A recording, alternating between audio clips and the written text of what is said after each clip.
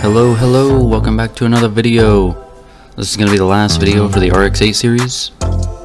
In this video I'm going to show you how to denib, wet sand, buff and polish clear coat.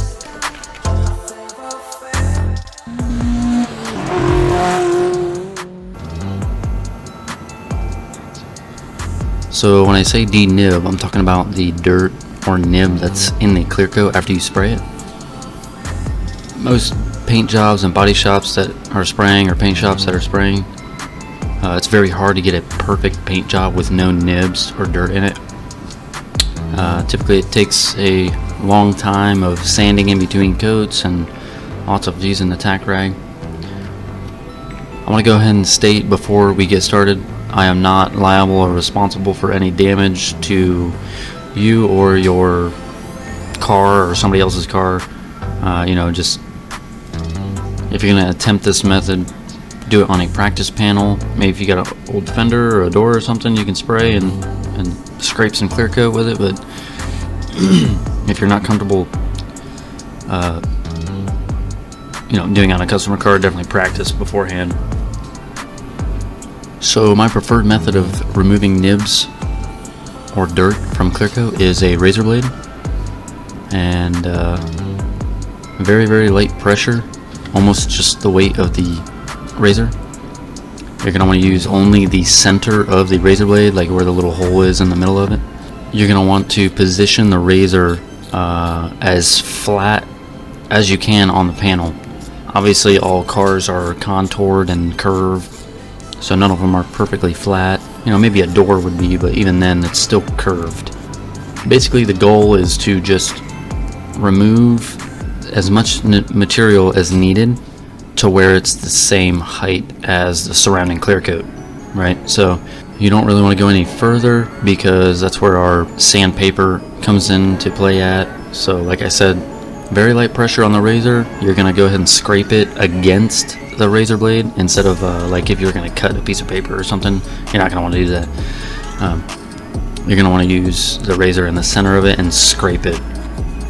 Pulling back is easier than pushing, so if you are attempting this, just take your time when doing it.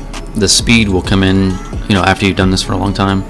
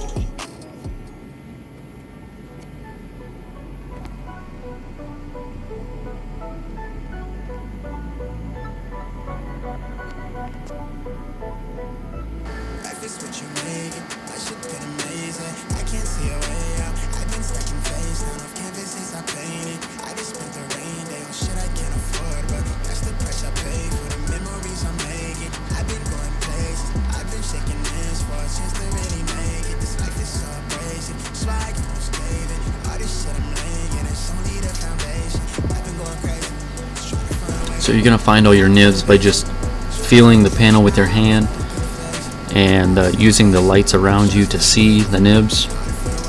I'm going to go ahead and denib this entire panel with the razor blade. This method can also be used on runs or sags. You know, runs or sags happen. Nobody's perfect. Even, you know, the most experienced guy will have a run or a sag here and there. The goal in painting is to be as consistent as you can, but nobody's perfect. It does happen. I'll do a separate video later at some point in time on removing a run or a sag with a razor blade.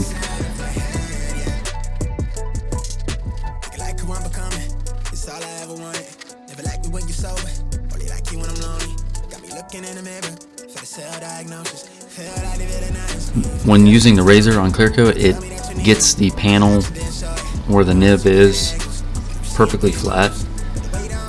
Whereas if you're using a block, a sanding block or whatever, a lot of the times you'll just round the nib, so when you buff it you'll still see kind of like a little hump. It'll be really smooth, but you'll still be able to see it, so unless you have a bunch of clear coat and you're going to be blocking for a long time. So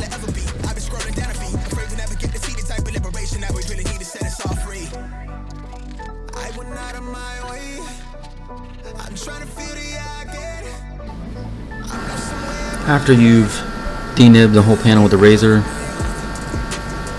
we're going to use a piece of 2000 wet or dry from 3M and just some regular water in a spray bottle. I like to put a couple drops of soap inside of my spray bottle. To me, it seems like it stays wetter when you're sanding. And don't be afraid to switch your sandpaper around. Typically I can get about 3 fresh spots on one piece of sandpaper to where it's like fresh sandpaper.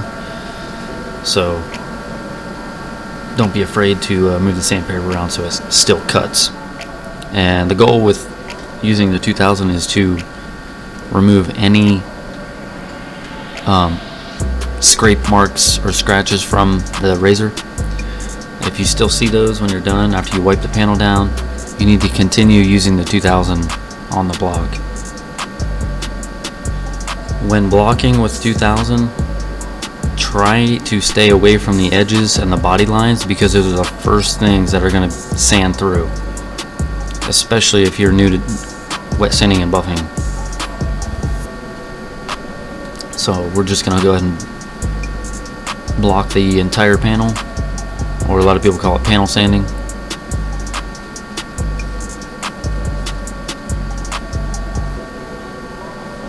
This method will also remove every little bit of orange peel from the clear coat, so it will be what they call slick. It looks a lot nicer than orange peel.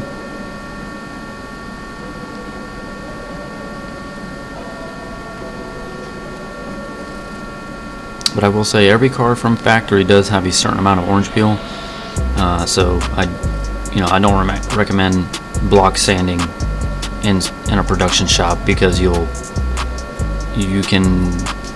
be able to notice a slick panel versus an orange peel panel, and it won't really look right. And once you remove the material, you cannot put it back.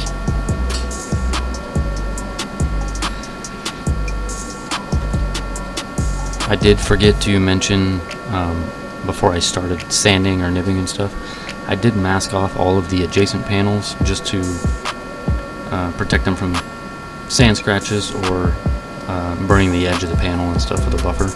So it is good practice to mask up any panel that wasn't painted or you don't plan on buffing and sanding.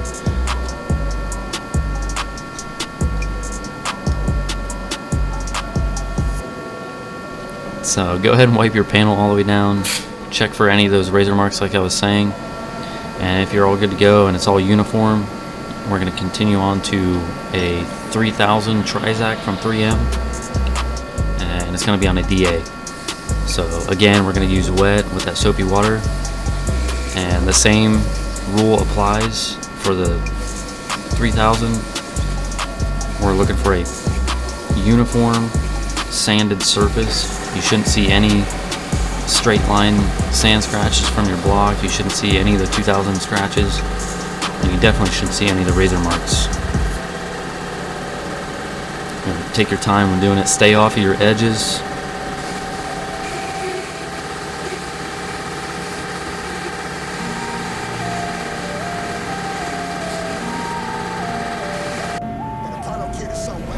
So as you can see here, it's a perfectly uniform finish.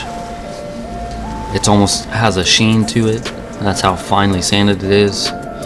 On darker colored vehicles, you might want to move up to a 5,000 or an 8,000 grit from 3M. But 3,000 is pretty good with regular 3M compound or the one-step finish, except for black cars or really dark blues.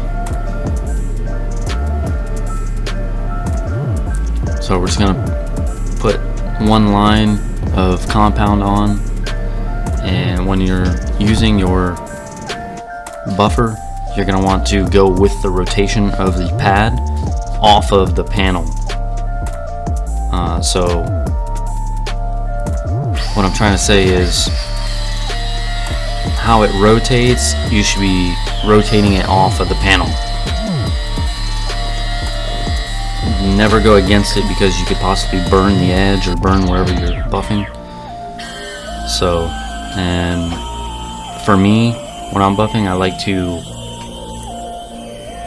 to buff the compound completely off of the panel. If you don't feel comfortable doing that, you can leave a little film across the panel and then add some more. In most cases, a little bit of compound will go a long way. It just comes in experience. If you're wondering at what speed I'm using the buffer at, I want to say that it was between 1200 and 1500 RPMs. So if your buffer goes a little bit lower, I like to be in the 900 range, but mine only goes down to 1200. You can step it up once you get more used to using a buffer if you've never done this before, but yeah.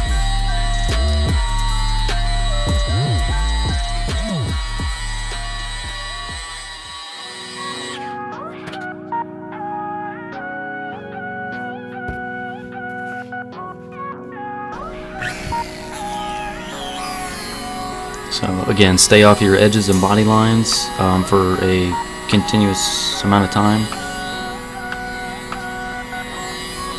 Again, stay off your edges and body lines. Don't be sitting on them with a buffer pad, because you will burn it. And once you burn it, you gotta respray it.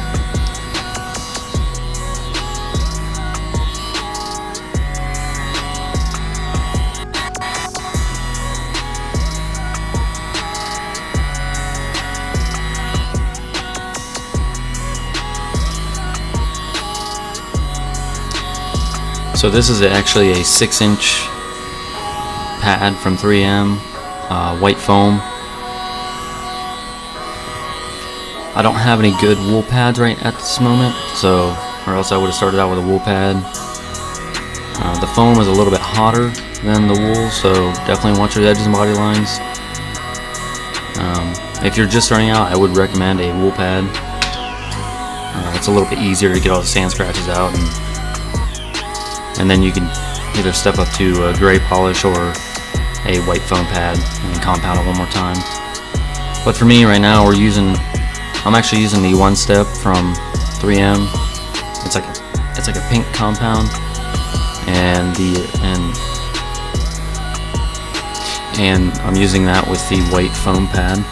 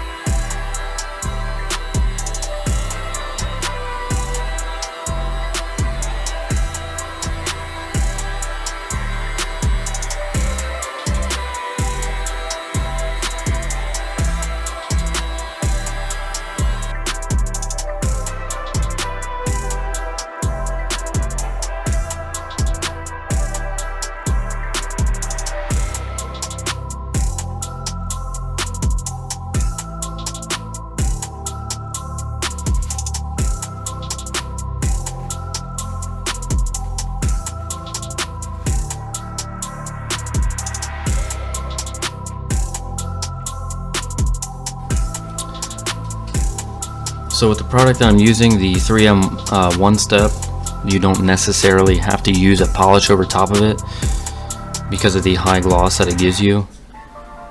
So if you're on a budget, you know, this might be the product for you. You could definitely still polish over this if you really want to. I also use the regular perfected white compound from 3M, and I use the gray over top of that to achieve the same look.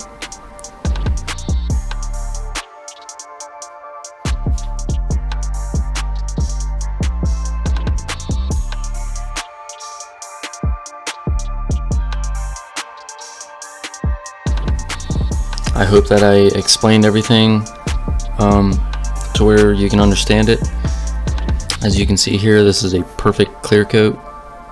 Zero nibs, zero orange peel, very high gloss.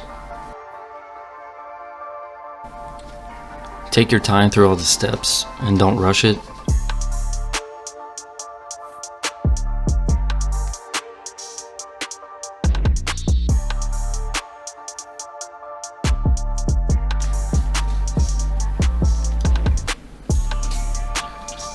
I'd like to thank you for your time and watching my videos.